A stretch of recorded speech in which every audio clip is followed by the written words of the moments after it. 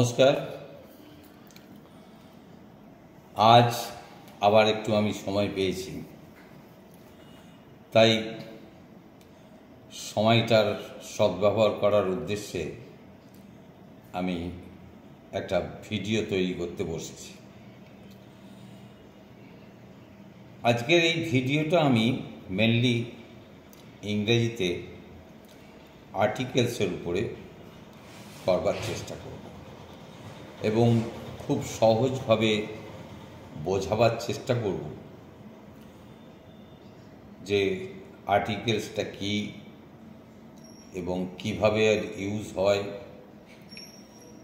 সেটাকে বোঝাবার চেষ্টা করব।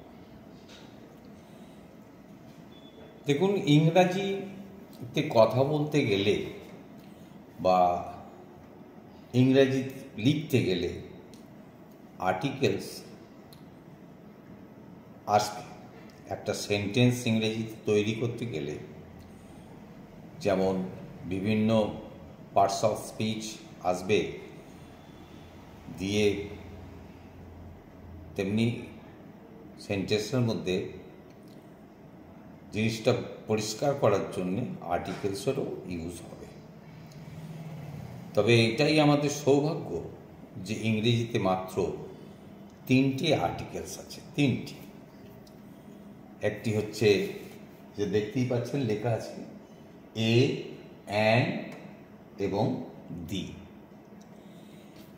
এত বড় শব্দ বা এত বড় ভাষার মধ্যে মাত্র 3টে আর্টিকেলস ইউজ করা হয়। এটা আমাদের কাছে একটা সৌভাগ্যের ব্যাপার। তো খুব ভালো কথা।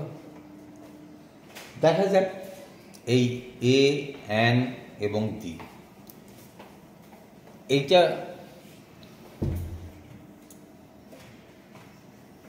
কি? তো কিছুই না, 3টে ইংরাজি শব্দ। আমরা জানি এ মানে একটি, অ্যান মানেও একটি, আর দি হচ্ছে বিশেষভাবে উল্লেখ করার জন্যে ওইটি, এইটি, বইটি, এরকমভাবে বিশেষভাবে উল্লেখ করার জন্য আমরা দিয়ের ব্যবহার করে থাকি। যাই হোক, বেশি বলতে গেলে তো অনেকটা বড় হয়ে যাবে, তবে যতটুকু সংক্ষেপে বলা যায় সেটুকু আমি বলবার চেষ্টা করছি। দেখুন, এই এ, অ্যান এবং দি, এবার আমরা দেখবার চেষ্টা করি যে কিভাবে আর্টিকেলসটা ইউজ করা হয়। সাধারণত আর্টিকেলের ইউজ হয় বিশেষ্য পদ বা নাউনের পূর্বে, এবং গ্রামাটিক্যালি এটাকে বলা হয় যে আর্টিকেলস কি করে, নাউনের সামনে বসে নাউনকে কোয়ালিফাই করে।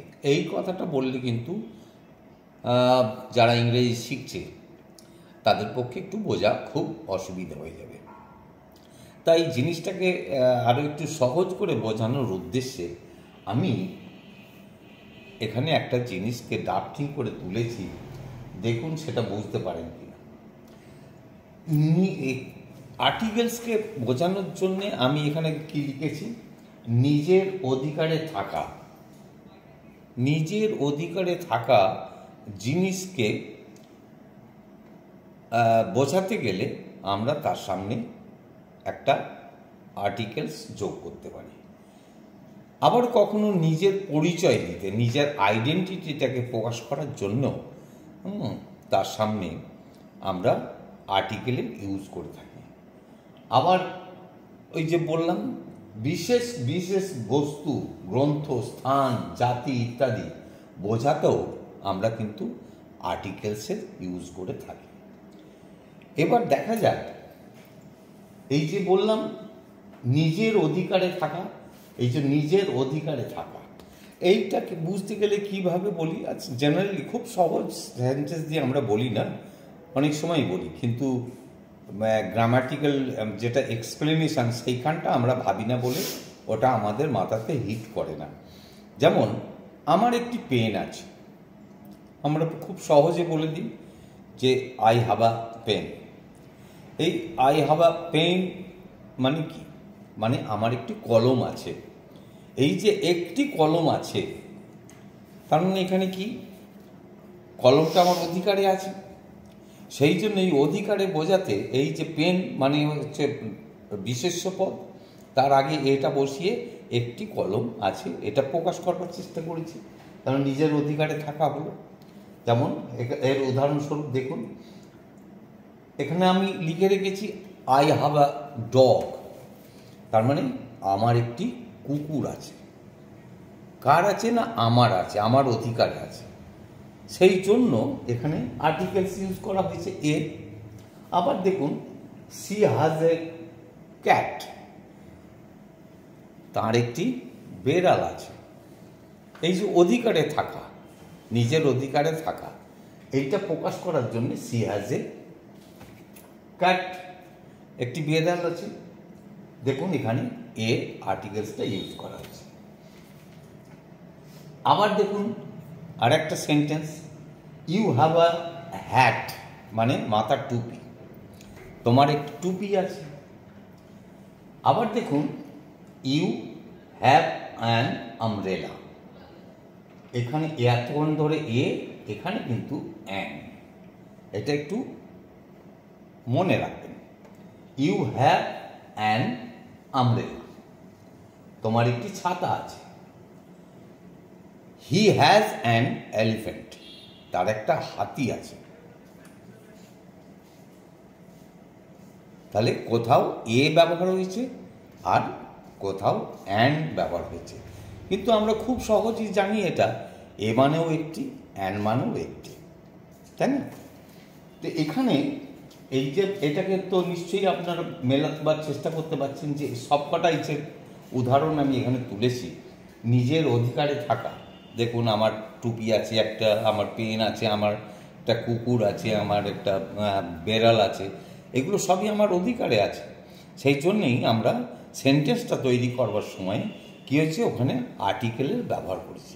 এবং খেয়াল করে দেখেছেন প্রত্যেকটা সেন্টেন্সেই কিন্তু আর্টিকেলটা ইউজ হয়েছে নাউন বা বিশেষ্য পদের সামনে।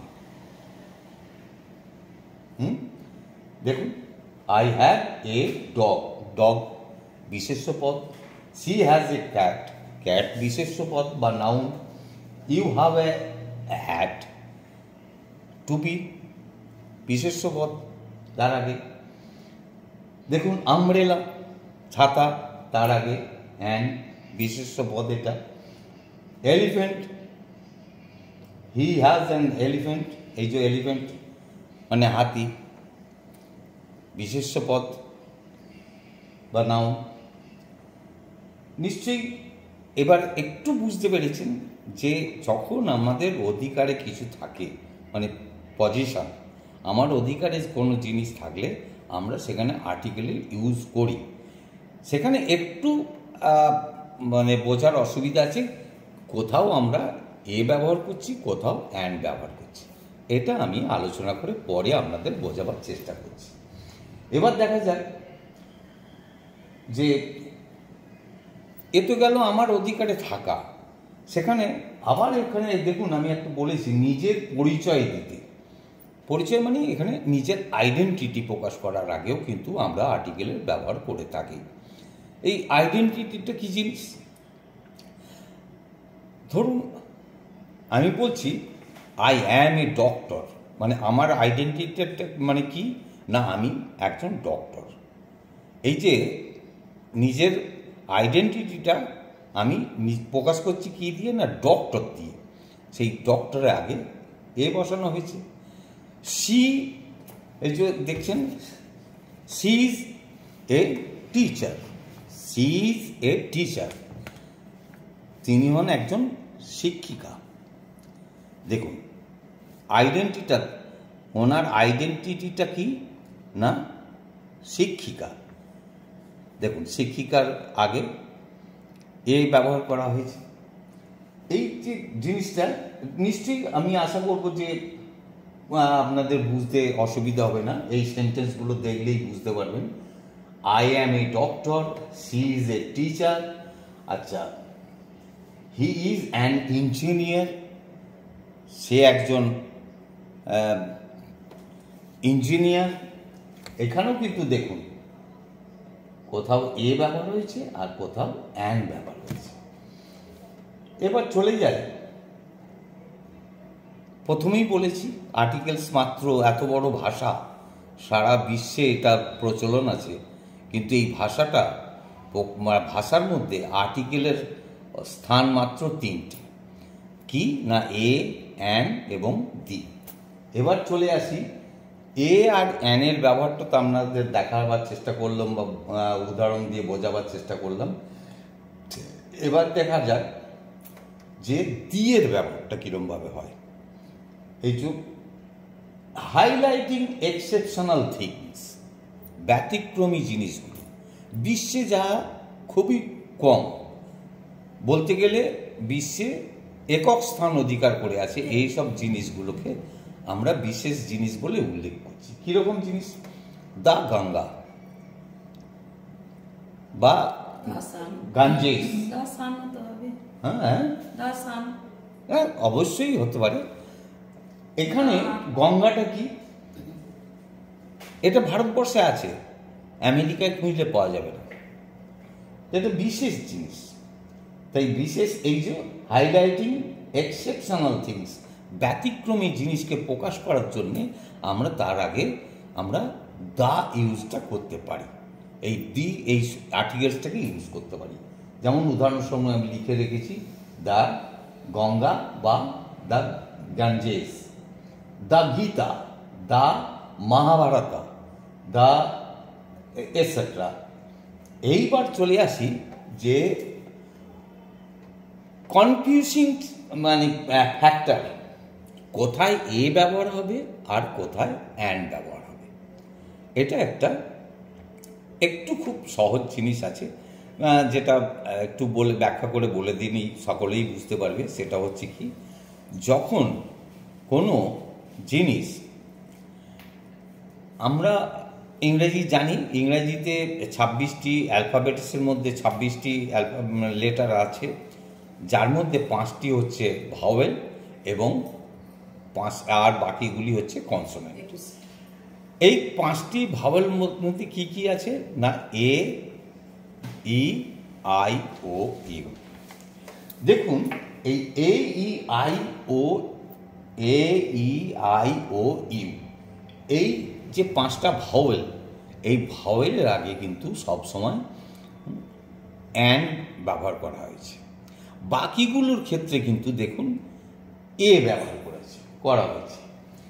একটু ভালো করে খেয়াল করে দেখুন এই যে এ, ই, আই, ও, ইউ এর মধ্যে এই যে দেখতে পাচ্ছেন এই জিনিসটা, ইটা হচ্ছে ভাওয়েলের মধ্যে পড়ে। অতএব যখন আমরা বলছি সে একজন ইঞ্জিনিয়ার, তখন কিন্তু ইঞ্জিনিয়ারের স্পেলিংটা যেহেতু ই দিয়ে আরম্ভ হয়েছে, দেখুন অ্যান্ড আবার হয়েছে। আবার সি ইজ এ টিচার, টিচারের টিটা কিন্তু কনসোনেন্ট লেটার, তার আগে ওই জন্য এ ব্যবহার করা হয়েছে। অতএব এটাকে মনে রাখলেই হবে যে ভাওয়েল দিয়ে শুরু শব্দের আগে অ্যান্ড ব্যবহার করা হয় এবং কনসোনেন্ট দিয়ে শুরু হলে তার আগে এ ব্যবহার করতে হবে। এর মধ্যে খানিকটা ব্যতিক্রম আছে, সেটা হয়তো আপনাদের বললে আপনারা বুঝতে পারবেন। সেটা হচ্ছে যেমন আওয়ার, HOUR, আওয়ার মানে কি? ঘন্টা। এই আওয়ারটা ঘন্টা বোঝাতে গেলে, হ্যাঁ দেখুন এখানে আমি শব্দটা লিখে দিচ্ছি, HOUR, আওয়ার। শুরুটা কিন্তু এইচ দিয়ে, কিন্তু আমরা যখন উচ্চারণ করছি তখন উচ্চারণ করবার সময়ে আমাদের উচ্চারণটা কি হচ্ছে? আওয়ার, OUR, আওয়ার, ও দিয়ে এসে যাচ্ছে আওয়ার। অতএব উচ্চারণটা যখন ও দিয়ে, এইচ দিয়ে কিন্তু হচ্ছে না, ও দিয়ে হচ্ছে। অতএব এই ক্ষেত্রে আমাদের কি হয়ে যাবে, এই আওয়ারের আগে ইউজ হবে এ নয় অ্যান। সেটা কীরকম হবে? অ্যান আওয়ার, অ্যান আওয়ার, এই দেখো অ্যান আওয়ার। যেমন এবার লেখা যাক আমব্রেলা, UMBRELLA,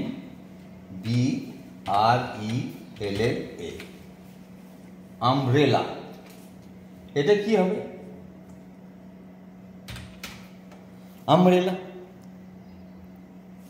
ইউ দিয়ে, কনসোনেন্ট দিয়ে শুরু, ইউ শব্দটা কনসোনেন্ট দিয়ে শুরু, কিন্তু উচ্চারণ কি করছি? আমব্রেলা, আমব্রেলা, মানে এ বা এ দিয়ে শুরু, উচ্চারণের মতন করে ফেলছি, আমব্রেলা। অতএব এক্ষেত্রে কি হবে না an umbrella, umbrella, an umbrella. এটা নিশ্চয়ই খুব একটা শক্ত বলে মনে হচ্ছে না, আমি মনে করি না যে এটা খুব শক্ত। এবার যদি ম্যাডামের কিছু প্রশ্ন থাকে, ও প্রশ্ন করলে আমি অ্যান্সারটা দিয়ে দেবো।